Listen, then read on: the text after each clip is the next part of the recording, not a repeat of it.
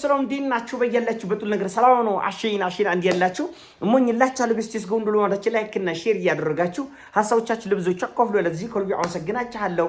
ሐሳቡ ሲሞቻችሁ 3000 ላይክ እንድትገጩን በቱቱና አጎብዛችሁ አለ ዘርዱ ሚዛናችን ይዘላችሁ መጣ ነው። ሰበር ዜና እጅግ በጣም አስደሳች ነው። እንኳን ደስ አላችሁ፣ እንኳን ደስ አለን። ለዓለም ሁሉ እረፍትና ሰላም የሚሰጠው በኢራንና በአሜሪካ መካከል የተደረገው የሰላም ድርድር ፊርማው ተፈርሟል። እንግዲህ የአሜሪካው ፕሬዝዳንት ዶናልድ ጄ ትራምፕ ነገ ጄኔቫ ላይ ስዊዘርላንድ ላይ ይፈረማል ብለው የነበረው ነገር ግን ሰውዬ ተጨንቆ ጓጉቶ ሊሞት ሆነ። አንዱ ቀን መታገስ አቃተው። አሜሪካ ድርድሩ ነገ ስዊዘርላንድ ጄኔቫ ላይ ይደረጋል የተባለው የፊርማ ስነ ስርዓት አንድ ቀን መታገስ አቅቶት ከጉጉቱ ብዛት የተነሳ ዛሬውኑ ፈርመዋለሁ ብለው ፈረንሳይ ላይ ፈርሞ ለዓለም ህዝብ ጉዳዩ በሰላምና በድርድር አልቋል፣ እንኳን ደስ አላችሁ እንኳን ደስ አለን ብሎ ይፋ አድርጓል። ይህን ተከትሎ የአሜሪካ ሚዲያዎች በሙሉ ኢራን ሙሉ በሙሉ አሸንፋለች፣ አሜሪካም እጅ ሰጥታ ነው ከዚህ ጦርነት የወጣቸው፣ እጅግ በጣም የሚያሳፍር ውርደት ነው እያሉ ነው ሲኤንኤን ፎክስ ኒውስ በሞላው የዓለም አቀፍ ሚዲያዎች ላይ ዛሬ የትራምፕ ስም በከፍተኛ ሁኔታ እየተጠለጠለ ነው ያለው።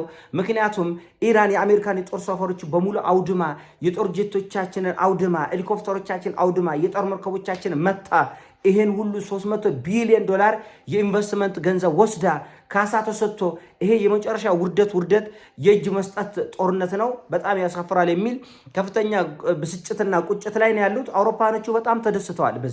በጣም ተደስተዋል።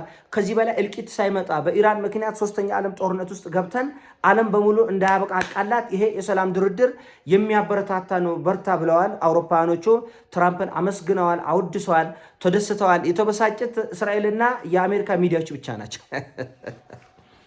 የአሜሪካ ሚዲያዎችና እስራኤል ባለስልጣኖች ናቸው። ምንም ማድረግ አይቻልም። በነገራችን ላይ ቻይና ከዚህ በኋላ እስራኤል ሊባኖስን ሂዝቦላን የምታጠቃ ከሆነ እኔ እስራኤልን እወጋለሁ ብላለች። በኬር ስቶርመር በእንግሊዙ ጠቅላይ ሚኒስትር በኩል ደግሞ እንግሊዝ ከዚህ በኋላ እስራኤል ኢራንን የምታጠቃና ኢራን በብስጭት ተነስታ ሆርሙዝ ሰርጥን የምትዘጋብን ከሆነ እኛ እስራኤል ላይ ተሰባስበን እርምጃ እንወስዳለን። እንደዚህ ነው። ሽንፈት ሲመጣ ዓለም በሙሉ ነው ፊቱን የሚያዞርበት። ዓለም በሙሉ ኢራን ሙሉ ድል ነው ያወጀችው። ሙሉ ድል ኢራን ወርቅ የተቀናጀችበት፣ የወርቅ ሜዳሊያ የወሰደችበት፣ በመላ ዓለም የተፈራችበት፣ የተከበረችበት፣ ዓለም ቆሞ ያጨበጨበው ለኢራን ያልነው ይሄ ነው። በቃ ያልነው ይሄ ነው። ወይ ኢራን ታሸንፋለች ወይ ዓለም ተያይዞ ወደ መቀመቁ ይገባል። 4 ነጥብ እና በእውነት እኔ በጣም ከፍተኛ ኩራት ነው የተሰማኝ፣ ከፍተኛ ደስታ ነው የተሰማኝ። ቤተሰቦቼ እንደዚህ ያለ ነገር ምስክርነት በመሆናችንና በብቃት ስለተነተንኩ ነው። በብቃት ስለተነተንኩ እጅግ በጣም ደስተኛ ነኝ። እንደምታውቁት እንግዲህ ዓለም በሙሉ በዚህ ጉዳይ ደስተኛ ነው። የሆርሙዝ ሰርጥ በመከፈቱ ምክንያት በቀናት ልዩነት $120 ወደ $78 ወርዷል የአንድ በርሚል ነዳጅ ድፍድፍ ነዳጅ ዋጋ። ስለዚህ ይሄ በዓለም ገበያ ላይ ከፍተኛ የሚባል ኢኮኖሚያዊና ፖለቲካዊ ለውጥ የሚፈጥር በመሆኑ ሁላችንም በዚህ ጉዳይ ተደስተናል። በጣም የሚያስደስት ነው።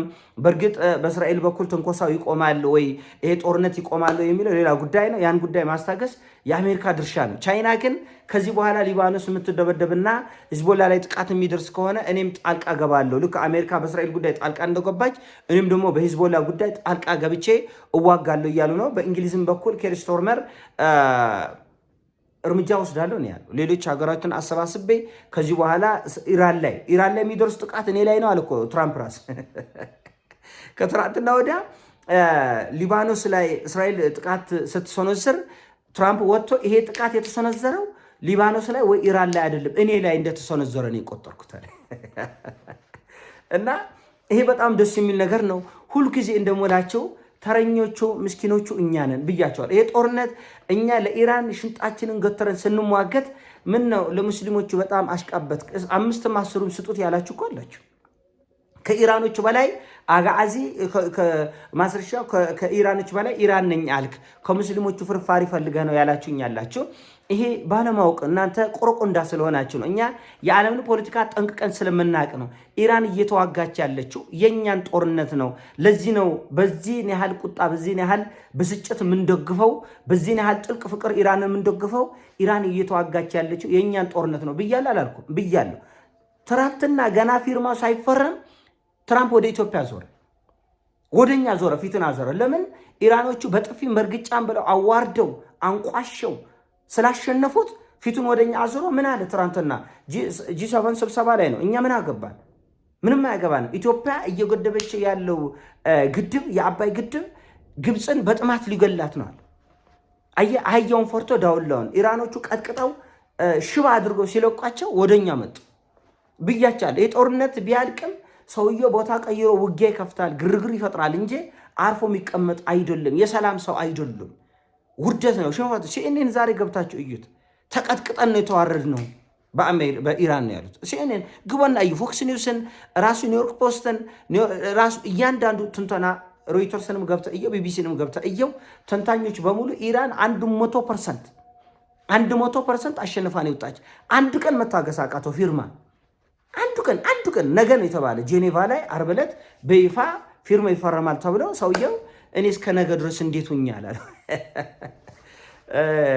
አንድ ተረት አለ፣ እድሜ ልኩ የታወረ ነገ ይበራልሃል ሲባል ዛሬ እንዴት አድሬ ያለ አሉ የሚባል አለ። እና እኔ እድሜ ልኩ የታወሬ ነገ እግዚአብሔር አይንን ያበራል ቢባል ዛሬ እንዴት አድሬ፣ እንደዛ አይነት ነገር ነው። ትራምፕ በከፍተኛ ጉጉት እንቅልፍ አጥቶ ነው ያደረ፣ እንቅልፍ አጥቶ እና እስከ ነገ እኔ አልጠብቅም አልታገስም ዛሬውን አምጡ ተብሎ በኤሌክትሮኒክስ መንገድ ነው የተፈረመው። ይሄ በጣም የሚያስደንቅ ነው። አሁን ችግሩ ምንድነው? ሰዎቹ ወደኛ ዞር። አሁን ኢራኖቹ ደህና ወጥረው ይዘውልን እስተንፋስ አሳጥተው አጨንቀው ጉሮራቸውን አንቆ ይዞ ነበር። ይሄው ሰውዬው ወደ ኢትዮጵያ ዞራል። የኢትዮጵያ ህዳሴው ግድብ ህገወጥ ነው፣ ህጋዊ አይደለም፣ የግብፅን ጥቅም የጎዳ ነው፣ ውሃው የግብፅ ነው።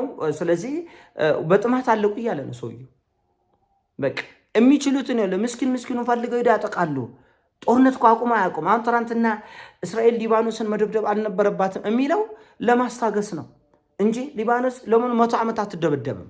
ኦባማ መጥቶ ደብድቦ ነው ሄደ። ጆርጅ ቡሽ መጥቶ ደብድቦ ነው ሄደ። እያንዳንዱ የአሜሪካ ፕሬዚዳንት በመጣ ቁጥር ጦርነት ከፍቶ አገር አውድሞ ቀውስ ፈጥሮ ዓለምን አወዛግቦ ግርግር ፈጥሮ ነው የሚሄደው። እና አሁን ለኢራን አዝነው አይደለም፣ ተቀጥቅጠው ጭንቅላታቸውን ተቀጥቅጠው የወጡት። ይህን ደግሞ ዓለም ምስክር ነው። ይህን ደግሞ ራሱ የራሳቸው የአሜሪካ ሚዲያ ሆነ የአውሮፓ ሚዲያኖች ይህን በግልጽ እየተነተኑት ነው። ገብታችሁ ማየት ትችላል። ተቀጥቅጠው። ስለዚህ ማንን ትችላለህ አሉት። ሚስቴን ወደኛ ዞራል። ደግሞ ሰውዬ ወደ ኢትዮጵያ ዞራል።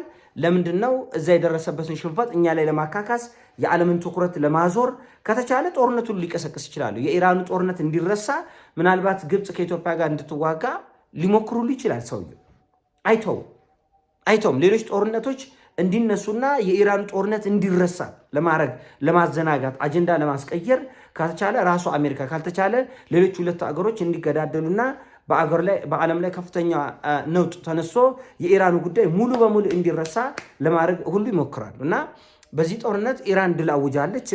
ድሏ ሳይታለም የተፈታ ቀድመን የተናገርንለት የጮህንለት ዓለም ሁሉ ያወቀው የተረዳው ነው። እንደምታውቁት አውሮፓ ከዚህ ጉዳይ እጁንም እግሩንም ሰብስቦ የነበረበት ዋነኛ ምክንያት ጥልቅ የሰላም ፍቅር አይደለም። ሰላምን በመውደድ ፍቅርን በመውደድ አንድነትን በመውደድ አይደለም። ይሄ ጦርነት እንደማይወጡት አውሮፓኖቹ ያውቁታል። አረቦቹ በቃ የተከፈለ ይከፈል፣ ጦሳችንን ይዞ ይሂድ፣ ገንዘቡ ስጡልን እና ኢራንን አስታክሱልን ብለው ነው ያስቆሙት ይህን ጦርነት። እና አረቦቹ ከዚህ ጦርነት $100 ቢሊዮን እያንዳንዱ አገር ነው የከሰረው። እያንዳንዱ ወደቡ ተመቷል፣ ነዳጅ ማጣሪያው ተመቷል፣ ነዳጅ ማከማቻው ተመቷል፣ መግቢያው መውጫው ተመቷል፣ አየር መንገዱ ተመቷል። ያልተመታ የለም በኢራን ሚሳኤል። ስለዚህ ከዚህ በላይ ቢቀጥሉ ኢራኖቹ ርኅራሄ እንደሌላቸውና እንደ አነር እንደ ቆሰለ አነር እንደሚያጠቁ ይታወቃል። ስለዚህ ጦሳችንን ገንዘቡ ይዞልን ይሂድ፣ ሰላምን ስጡን አሉ። ፕሬዚዳንቱም በቃ ኢንቨስትመንት ገንዘብ ስጡ፣ የተወሰነ $1 ቢሊዮን ስጡ፣ የተያዘው ገንዘብ ይለቀቅ፣ አሸወይና ይሁን። አሁን ጦሱ ለማን ነው? ለኛ ነው። የፈረደበት አረብ አለ፣ የፈረደበት አፍሪካ ህዝብ አለ። እርስ በርስ እንድትጨፋጨፍ ትዶረጋለ።